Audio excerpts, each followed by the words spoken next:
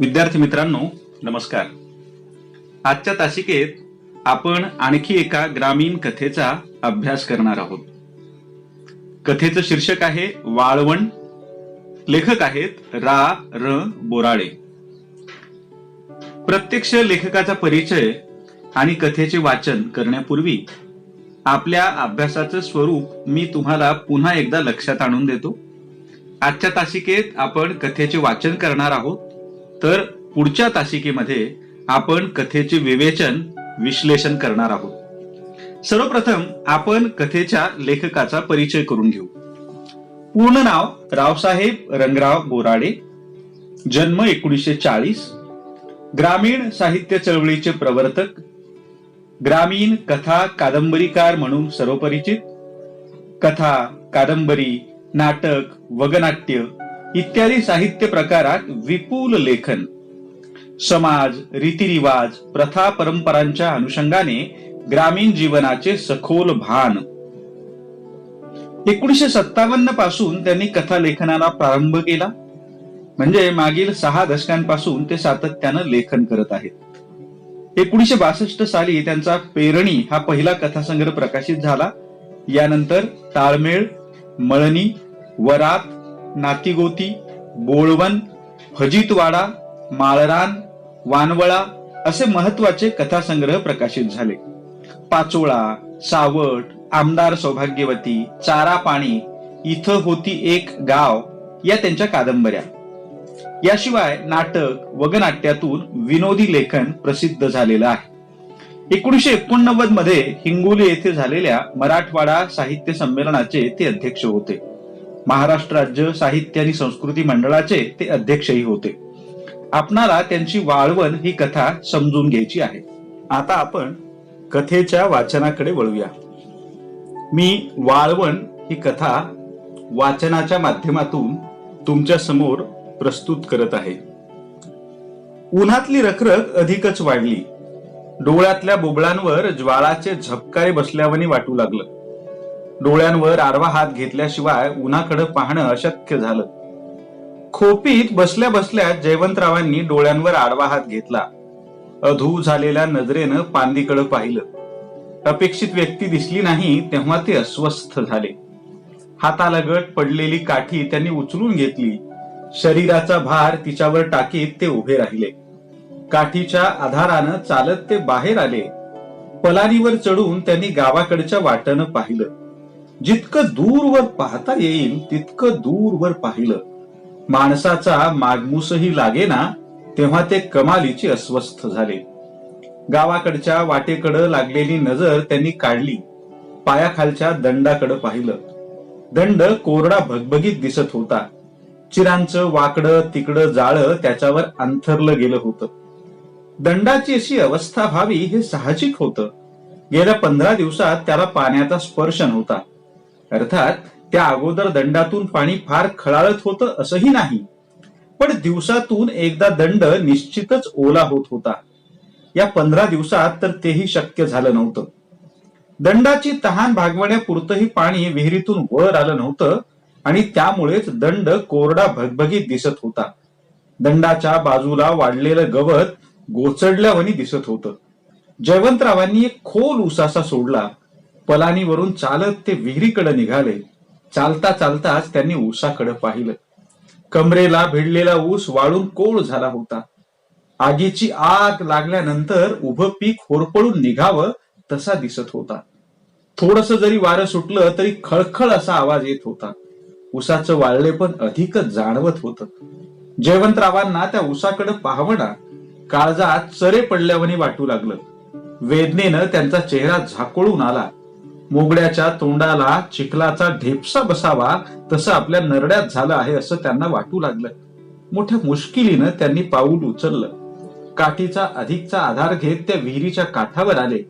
पाण्याचा अंदाज घेण्यासाठी त्यांनी आत डोकावलं. पाणी म्हणावं तसं चढल्याचं दिसत नव्हतं. खरं तर पुरेपूर 15 दिवसात पाण्याचा उपसा झालेला नव्हता. इतक्या दिवसात निम्मी अधिक विहीर भरावयास हरकत नव्हती, पण तसं काही झालं नव्हतं. विहिरीच्या पाण्याची पातळी म्हणावी तशी वाढली नव्हती. विहिरीतली नजर त्यांनी बाहेर उपसली. काठावरच्या इंजिनाच्या ओट्याकडे पाहिलं. ओट्यावर इंजिन नसल्यामुळं ओटा अतिशय भकास वाटत होता, एखाद्या थडग्यावानी दिसत होता. जयवंतरावांना अतिशय गळून गेल्यावानी वाटू लागलं. काठीच्या आधारानं चालत ते चिंचेच्या सावलीत आले. आधार मोडल्यावानी बसून राहिले. त्यांचं मन अतिशय व्यथित झालं. आपल्या हयातीत असं काही पाहावं लागलं असं त्यांना कधीच वाटलं नव्हतं. त्यांना आपल्या ऐन उमेदीचा काळ आठवला. हाच मळा त्यावेळी कसा गजगज वाटत होता. लेकरा बाळांनी घर भरलेलं असावं तसा दिसत होता. एक मोट चालवण्या इतपत विहिरीत पाणी होतं. 4 बैलांची मोट भरगच्च चालत होती. मोट एकदा सुरू झाली की सबंध मळा जागा झाल्यावानी वाटायचा. पाण्यानं भरलेली मोट पाणी सांडीत विहिरीतून वर येऊ लागली की पोटूशी लेक बाळांपणासाठी हसत हसत माहेरी यावी तसं वाटायचं. कण्याच्या एका विशिष्ट लयीत होणारा आवाज कानात सारखा भरवून राहायचा.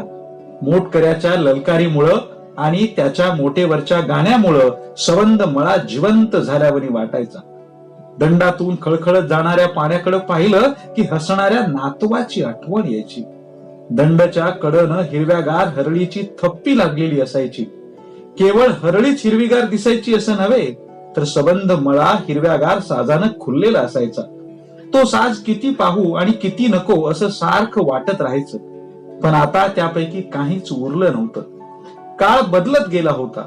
शिवारातला मोटरचा आवाज कमी होत होता व इंजिनची टकटक सारखी वाढत होती. अशातच एके दिवशी त्यांच्या उमेदीत असलेल्या पोरानं विहिरीवर इंजिन बसवण्याचा आपला इरादा बोलून दाखविला होता. जयवंतरावांना तो विचार मुळीच मानवला नव्हता. त्यांनी करता येईल तितका त्याला विरोध केला होता. पण त्यांच्या पोरानं सदाशिवानं कशालाच दाद दिली नव्हती. त्यानं मोटरचे 4ही बैल मोडले होते. सहकारी सोसायटीचं थोडंफार कर्ज काढलं होतं व काळा भंगार धूर ओकीत बसणारं इंजिन विहिरीवर आणून बसविलं होतं. तेव्हापासून या मळ्याची कळाच पार बदलून गेली होती. त्यांच्या ऐन उमेदीच्या काळात मोटरच्या पाण्यावर ऊसाची जोपासना तर ते करीत होतेच, पण त्याशिवाय कांदे, लसूण, चिंकुरा, वांगे, भोपळा आदी संसारात अत्यावश्यक असलेल्या वस्तूंची लावणही करीत होते. पोटच्या पोराची काळजी घ्यावी तशी त्यांची काळजी घेत होते. पण सदाशिवानं कारभार हातात येताच या सगळ्यांना काट मारली होती. अशा प्रकारच्या पिकांपासून पैसा उभा राहण्याची गोष्ट तर बाजूला राहतेच, पण शिवाय रानही बरंच गुंतून पडतं असं त्याचं या बाबतीतलं मत होतं. आणि म्हणूनच ज्या घरातून टोपलं टोपलं भाजी नातलगांकडे पाठवली जात होती, त्याच घरात आता तराजूनं जोखून भाजी विकत घेतली जात होती. अशाच काही कारणांनी सदाशिवची आणि त्यांचे खटके उडत होते. पण सदाशिव त्यांचं काही चालू देत नव्हता.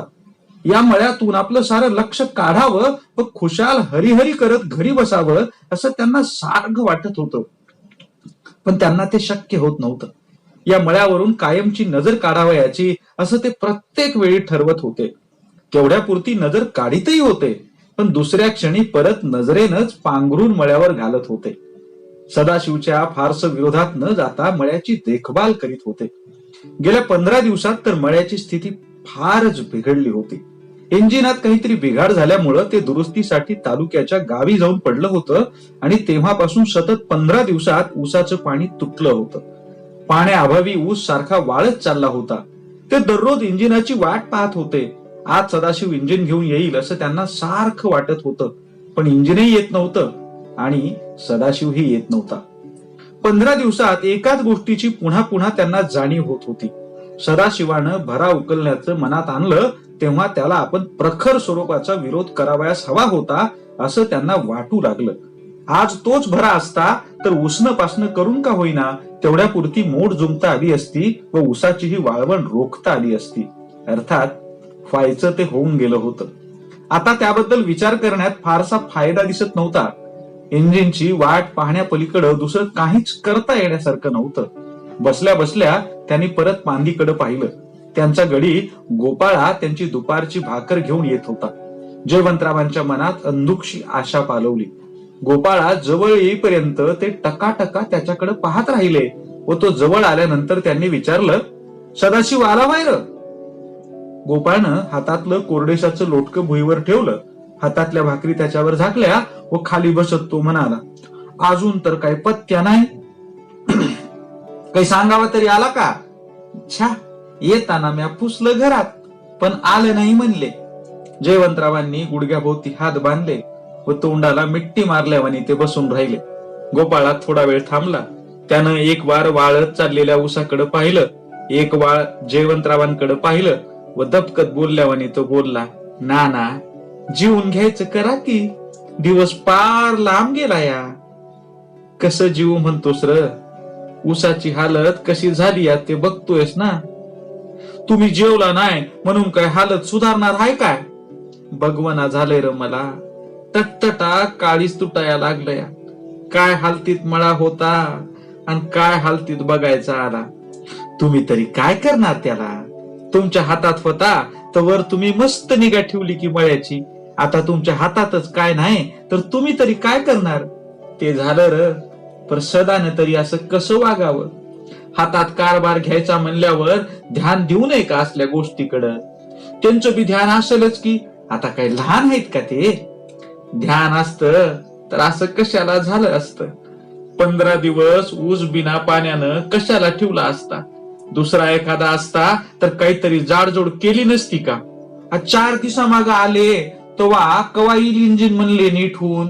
मग आता हिंगा आलंच म्हणतो, झालंच म्हणतो, आणायला म्हणून जातो आणि तिकडं 4-4 दिवस बघतो. असलं कसलं नीट करणं हाय म्हणावं? परस्वाधीन काम आहे नाना.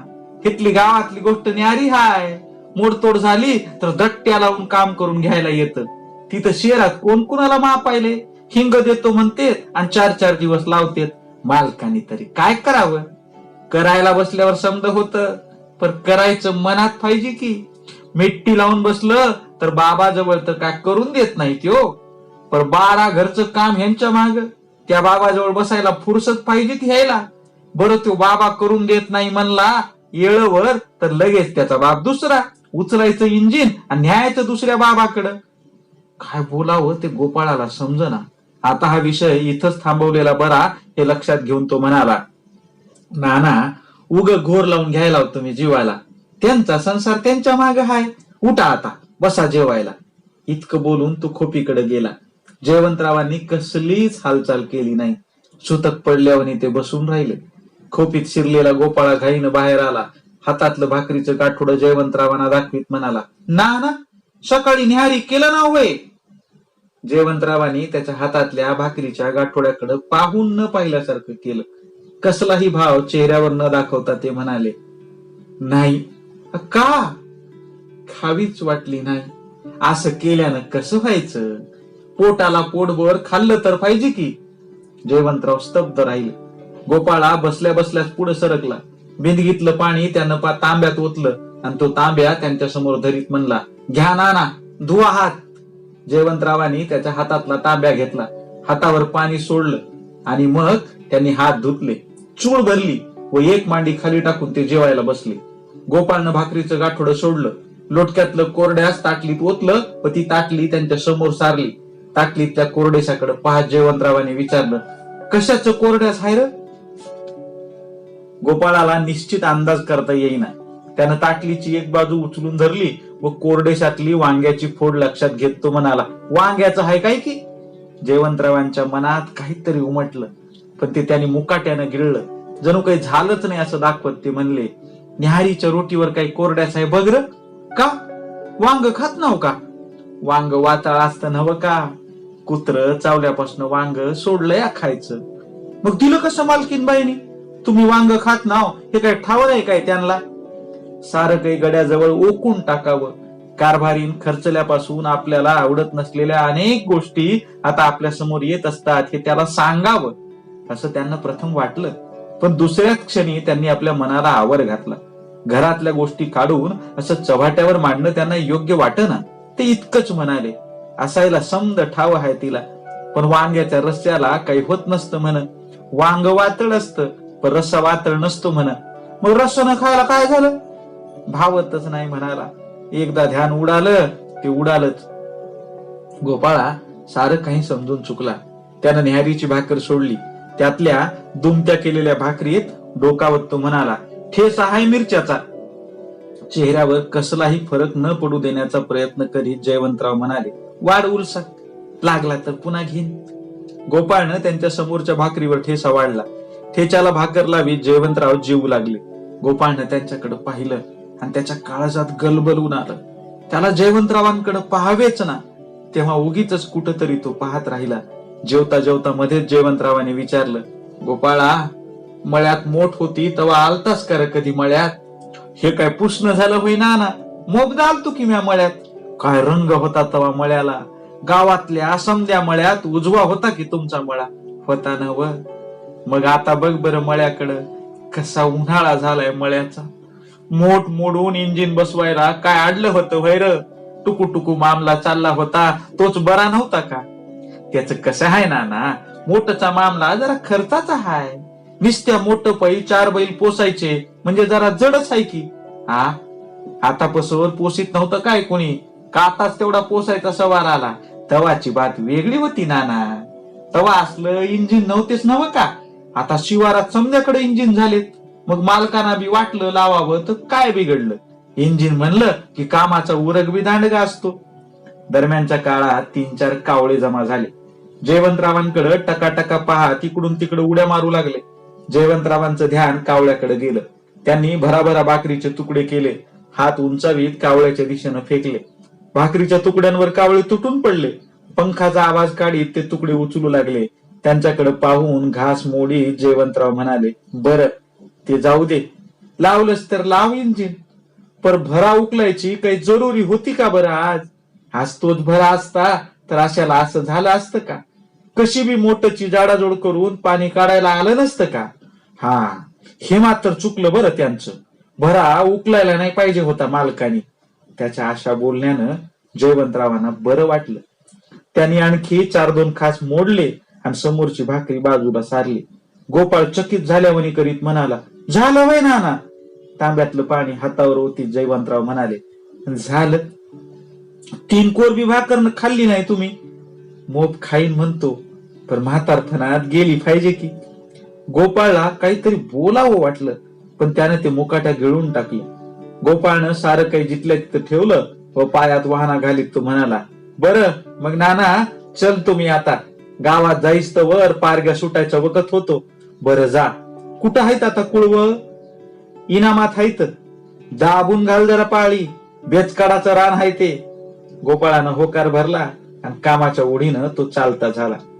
जयवंतरावांना अवघडल्यावानी वाटू लागलं. त्यांनी खोपीतलं घोंगडं आणलं, चिंचच्या सावलीत अंथरलं व अवघडलेलं अंग घोंगड्यावर टाकलं.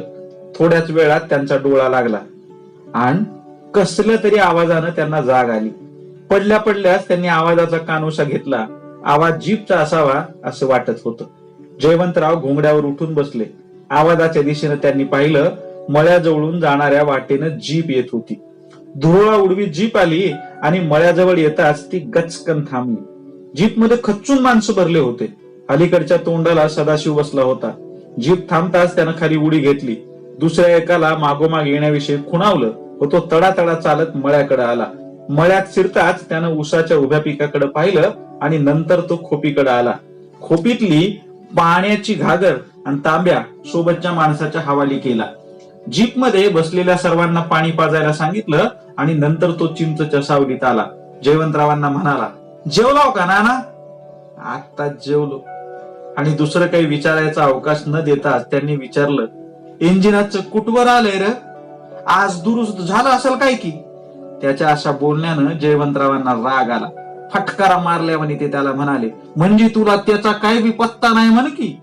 गडबडल्यावानी करीत सदाशिव म्हणाला, पत्ते नसायला काय झालं, पण सध्याच्याला माझ्या मागे जरा गडबड आहे नव का? आपले माणिकराव पाटील आहेत का नाहीत? ते उभे आहेत बँकेच्या इलेक्शनला. त्यांच्या प्रचारापायी हिंडावं लागतं या. लोकांचे इलेक्शन करीत बस. लय दूध द्यायलाय तुझा तो माणिकराव का फिनिकराव. ग्रामपंचायतीच्या इलेक्शनला किती मदत केली होती त्यांनी मला. ते होते म्हणून तर मी निवडून आलो. आता हे धंदे करीत बस. संसारात चलणार आहे ना व त्यांच्यावर तुझा.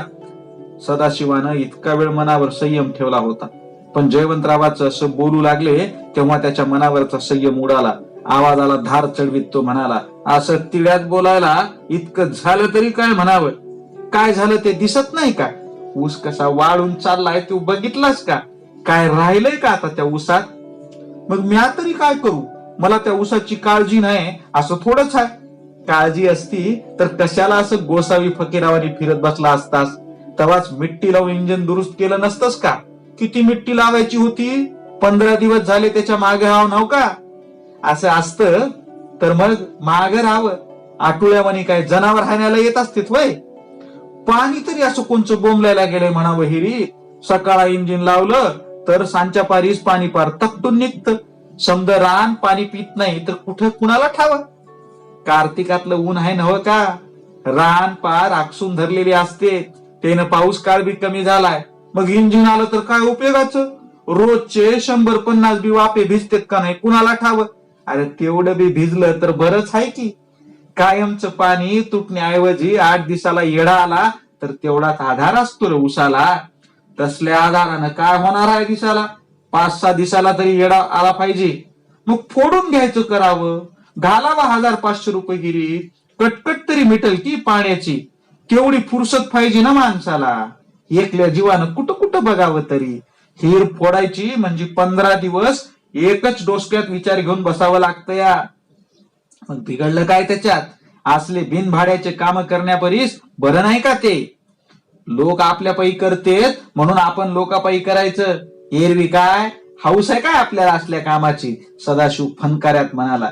तुझा असला स्वभाव ठाव होता म्हणून म्या भारा उकलायला नग म्हणलं होतं. पण ऐकलंस काय माझं? भरा असता तर उष्णपासनं करून हळू नेट मोठ आणली नसती का? मला काय ठाव होतं काय असं होईल म्हणून? झालंच तर दगडाचं काम पडलं म्हणून उकलला भारा. बिनकामाचा तर उकलला नाही की. भऱ्याला नसतात दगड तर काय केलं असतंस? कुठून तरी आणला असतास का नाही? मग तवाच आणायला काय झालतं? आज किती उपयोगाला आला असता भरा. जयवंतरावांनी त्याला असं फैलावर घ्यायला सुरुवात केली तेव्हा सदाशिव रागाला आला. फटकारा मारल्यावर म्हणाला, ना तुम्ही तरी मळ्याचा कारभार करा, अगर मला तरी करू द्या. उग सतत असल्या कटकटी नग. उगा माणसानं असं काय करायला जावं तर आडवा दांडा मध्ये हायच तुमचा. अशानं मेळ तरी कसा लागायचा? खाडकन गालात मारावं तसं जयवंतरावांना वाटलं. त्यांच्या डोळ्यात ताबडतोब पाणी खळखळलं. मुलं निसटलेल्या घाटावनी ते बसून राहिले. तेवढ्यात पाण्याची बिंदगी घेऊन गेलेला तो माणूस परत आला. खोपीत बिंदगीत ठेवत म्हणाला, चला जल्दी, उशीर व्हायला म्हणायलेत माणिकराव. सदाशिवानं ते लक्षात घेतलं. एक वार त्यानं बापाकडे पाहिलं आणि दुसऱ्या क्षणी तोंड फिरवून तो जीपच्या रोखानं निघाला. धुरळा उडवीत जीप गेली आणि मोडायला आल्यावनी जयवंतराव बसून होते. लेखाचं बोलणं त्यांच्या काळजाला भिडलं होतं. त्यांच्या डोळ्यातून सारखं पाणी झिरपत होतं. याच मळ्यात ते खपले होते. मळा नावारूपाला आणला होता आणि त्याच मळ्याची आदशी अवस्था पाहण्याचं त्यांच्या नशिबी आलं होतं. लई मन तुटायलंय. हालत बघवत नाही डोळ्याला. काय हालतीत मळा होता आणि काय हालतीत बघायचा झाला. पण आपण तरी काय करावं त्याला? हातात होतं तवर मस्त केलं. आता त्याचा संसार त्याच्या संग. ऐकील तवर सांगितलं. आता ऐकतच नाही तर कशाला सांगावं? आता काम आपलं काही करायचं राहिलंच नाही. परस्वाधीन झालंय काम आता. बसावं वाटलं तर बसावं, नाहीतर राहावं गावात हरिहरी करत. तसंच करावं झालं. खप नका मळा तिकडे. आपल्याला काय करायचं? आता यापुढे मळ्याकडे ध्यान द्यायचं नाही. आपला असून नसल्यावनी वागायचं असं त्यांनी ठरवून टाकलं आणि त्याच अवस्थेत ते बसून राहिले. कितीतरी वेळ ते तशाच स्थितीत बसून होते. त्यांना अचानक उसात कसली तरी खसखस जाणवली. त्यांनी उसाच्या रोखानं पाहिलं. कुणाची तरी गाय उसाला पडली होती. उसाचे शेंडे दचादच दातानं खुडीत होती. जयवंतरावांना राहावं ना, लटपटत ते उभे राहिले.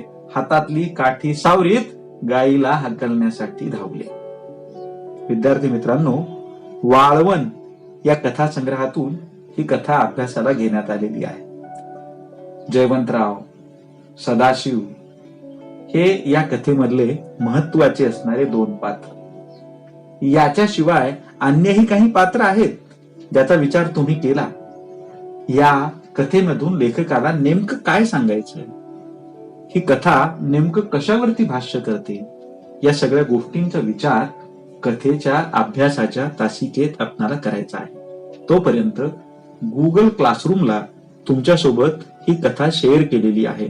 तुम्ही स्वतंत्रपणाने ही कथा वाचून घ्यावी आणि या कथेचा अर्थ स्वतःच्या अनुषंगाने, स्वतःच्या आकलनाच्या अनुभवाच्या अनुषंगाने समजून घेण्याचा प्रयत्न करावा, अशी विनंती मी तुम्हाला करतो आणि थांबतो. धन्यवाद.